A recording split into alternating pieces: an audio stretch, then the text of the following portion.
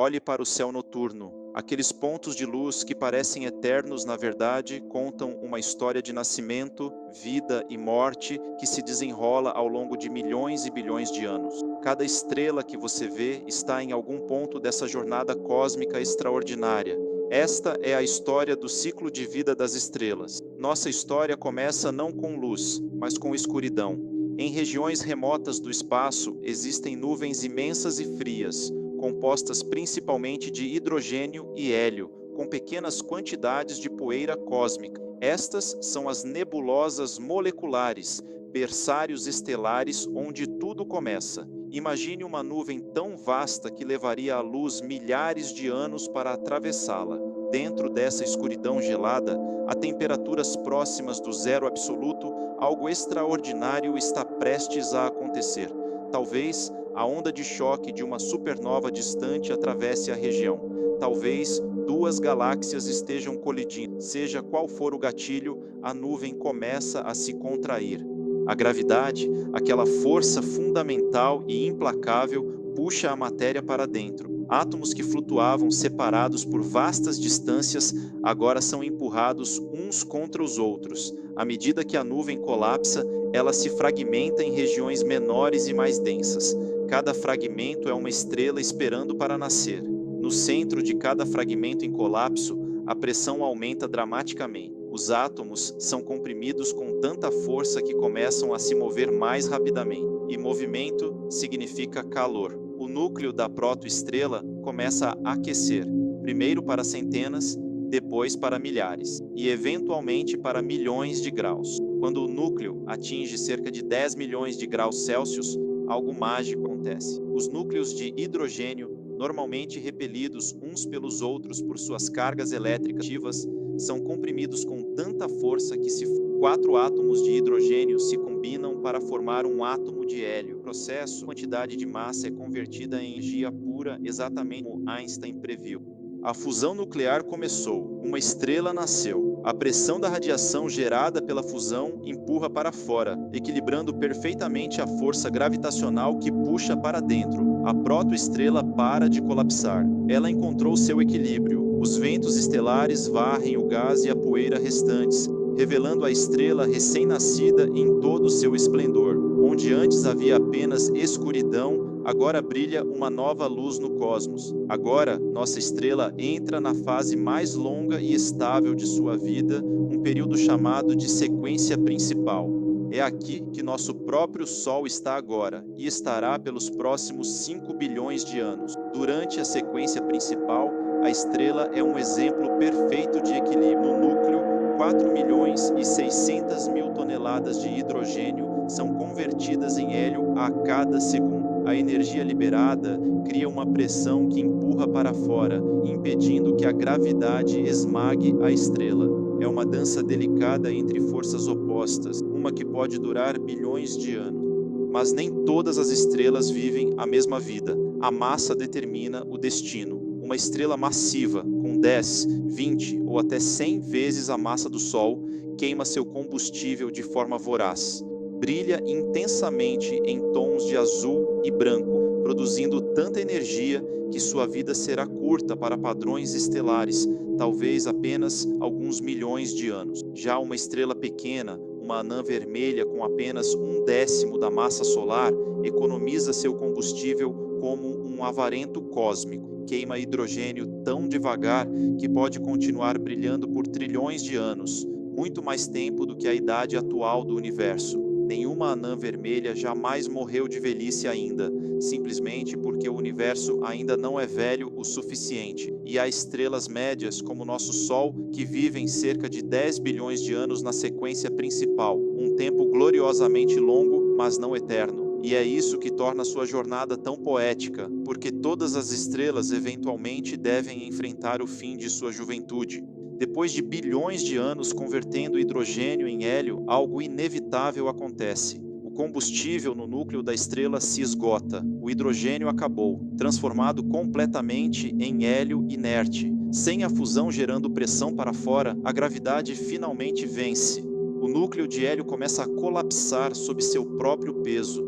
E mais uma vez, a compressão gera calor. O núcleo se torna tão quente que a camada de hidrogênio ao seu redor, que até então não participava da fusão, começa a queimar. Esta queima em camada é mais intensa do que a fusão central que sustentou a estrela por tanto tempo. A energia explosiva empurra as camadas externas da estrela para fora. A estrela incha, expandindo-se dramaticamente. Sua superfície se afasta do núcleo, esfriando e adquirindo uma tonalidade avermelhada. A estrela se tornou uma gigante vermelha. Se você pudesse observar nosso Sol nessa fase futura, veria um monstro carmesim expandindo-se para além da órbita de Mercúrio, depois Vênus, possivelmente alcançando até a Terra. Nosso mundo azul seria engolido por sua estrela-mãe moribunda. As temperaturas subiriam até que os oceanos fervessem e evaporassem, a atmosfera fosse arrancada e o planeta se tornasse uma rocha fundida orbitando dentro da estrela. Mas a história da gigante vermelha ainda não terminou. Eventualmente, o núcleo de hélio se torna tão quente e denso que algo notável acontece. O hélio em si começa a fundir. Em temperaturas de 100 milhões de graus, 3 átomos de hélio se combinam para formar carbono. Para estrelas como o Sol, este é o ápice da fusão. Não há temperatura ou pressão suficiente para ir além. Mas para estrelas mais massivas, a história é diferente, muito mais dramática. Em estrelas com mais de 8 vezes a massa solar, o coração se torna uma verdadeira fornalha alquímica. Depois que o hélio se esgota, o núcleo colapsa novamente, aquece mais uma vez e inicia uma nova rodada de fusão. Carbono se funde, criando neônio e magnésio. Depois, neônio se funde, criando oxigênio. Oxigênio se funde, criando silício. E, finalmente, silício se funde, criando ferro. Cada etapa é mais rápida e mais quente que a anterior. O que começou como um processo de bilhões de anos agora acontece em meros dias. A estrela desenvolve uma estrutura em camadas como uma cebola cósmica. No centro, um núcleo de ferro. Ao redor, camadas de silício, oxigênio, carbono, hélio e hidrogênio, cada uma queimando e criando os elementos da camada abaixo. Mas então, a estrela encontra um problema fatal. O ferro é diferente. Fundir ferro não libera energia, mas consome energia. É o fim da linha para a fusão nuclear. O núcleo de ferro cresce, mas não pode se sustentar. E quando atinge uma massa crítica, aproximadamente 1,5 vezes a massa do Sol concentrada em uma esfera do tamanho de uma cidade, acontece o inevitável. O núcleo colapsa catastroficamente. Em menos de um segundo, elétrons são esmagados contra prótons, formando nêutron. O colapso é tão repentino e violento que cria uma onda de choque que se propaga para fora através da estrela. A estrela explode em uma supernova. Por algumas semanas, essa única estrela moribunda pode brilhar mais intensamente do que toda sua galáxia. A explosão é tão poderosa que lança no espaço todos os elementos que a estrela forjou durante sua vida, junto com elementos ainda mais pesados criados na própria explosão: ouro, prata, platina, urânio. Todos os elementos mais pesados que o ferro nascem nesses momentos violentos. Esses materiais se espalham pelo espaço, enriquecendo as nuvens moleculares que eventualmente formarão novas estrelas e planetas. Tudo no universo que não é hidrogênio ou hélio foi criado no interior de uma estrela ou na explosão de uma supernova. O carbono em seu corpo, o oxigênio que você respira, o cálcio em seus ossos, o ferro em seu sangue, todos vieram de estrelas que morreram muito antes do Sol nascer. Somos literalmente poeira de estrelas. Mas o que resta após a morte? Isso depende mais uma vez da massa original da estrela. Para estrelas como o Sol, o final é mais gentil. Depois da fase de gigante vermelha, as camadas externas são sopradas para o espaço em ventos estelares cada vez mais intensos, formando o que chamamos de nebulosa planetária. Apesar do nome, não tem nada a ver com planetas, são apenas cascas brilhantes de gás ionizado expandindo-se no espaço em formas às vezes simétricas e belas. No centro dessa nebulosa resta o núcleo exposto da estrela, uma anã branca. Este objeto extraordinário contém cerca de metade da massa do Sol comprimida em um volume do tamanho da Terra. Uma colher de chá de material de anã branca pesaria toneladas. Não há mais fusão nuclear acontecendo, apenas o calor residual brilhando no espaço. Ao longo de trilhões de anos, a anã branca esfriará lentamente, escurecendo até se tornar uma anã negra fria e escura, um cadáver estelar flutuando eternamente no vazio. Para estrelas massivas que explodem em supernovas, o destino é ainda mais extremo. Se o núcleo remanescente tiver entre 1,5 vezes e 3 vezes a massa do Sol, ele se tornará uma estrela de nêutrons. Imagine comprimir uma massa maior que a do Sol em uma esfera de apenas 20 quilômetros de diâmetro. A matéria é tão densa que prótons e elétrons são forçados a se combinar em nêutron. Uma colher de chá desse material pesaria bilhões de toneladas. Estrelas de nêutrons giram a velocidades incríveis, às vezes centenas de vezes por segundo, enviando feixes de radiação pelos polos magnéticos. Se esses feixes varrem a Terra, detectamos pulsos regulares e chamamos o objeto de pulsar. São como faróis cósmicos, restos esmagados de estrelas gigantes. Mas se o núcleo remanescente for ainda mais massivo, nada pode impedir o colapso, nem a pressão dos elétrons, nem a pressão dos nêutrons. A gravidade esmaga a matéria até um ponto de densidade infinita, uma singularidade. Ao redor dela, a gravidade se torna tão intensa que nem a luz pode escapar.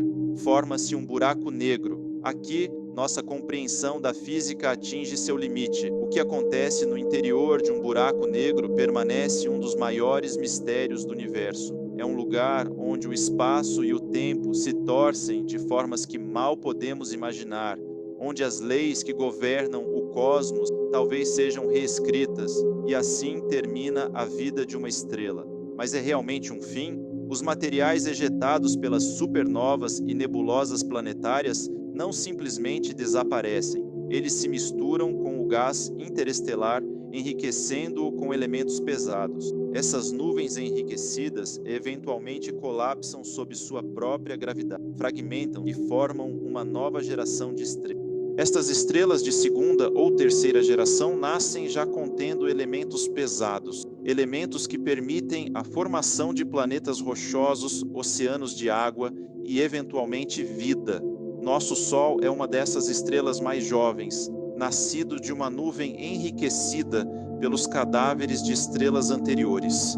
Quando olhamos para o céu noturno, não vemos apenas estrelas, vemos uma linha do tempo cósmica. Algumas estrelas que você vê ainda estão em sua juventude, queimando hidrogênio ferozmente. Outras são gigantes anciãs, expandindo-se em seus anos finais. Algumas já morreram, e sua luz ainda viaja até nós, mensagens de um passado distante. E em algum lugar neste exato momento, em alguma nebulosa escura que nossos telescópios ainda não descobriram, uma nova estrela está nascendo. A gravidade está colapsando uma nuvem, o núcleo está aquecendo, e em breve a fusão começará. Uma nova luz se acenderá no cosmos. O ciclo continua. Nascimento, vida, morte e renascimento. É a história das estrelas, e é também nossa história, porque sem esse ciclo, sem as gerações de estrelas que viveram e morreram antes do Sol nascer, nós não estaríamos aqui. Somos o universo tornando-se consciente de si mesmo, poeira de estrelas contemplando as estrelas. E essa é, talvez, a parte mais bela dessa história cósmica,